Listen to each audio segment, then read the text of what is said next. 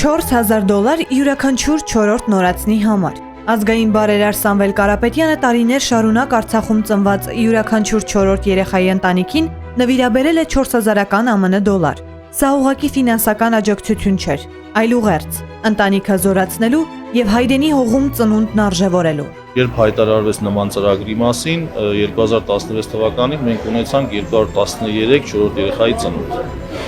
Հաջորդ 2017 թվականին արդեն 230, իսկ 2018-ին 201 ընտանիքում ծնվել է 4-րդ երեխա։ Բարերարը բարեգործական ամենամյա ծրագիրն իրականացրել է Հայաստան համահայկական հիմնադրամի միջոցով։ Արխիվային այս կադրերը 2019 թվականի միջոցառումից են։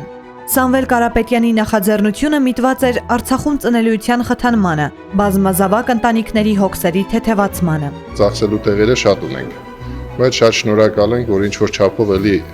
օգնությունը, էլի մեծ օգնություն է։ Շատ լավ են գնահատում, շատ բարձր են գնահատում, շատ շնորհակալ ենք, շատ լավ ծրագիր է։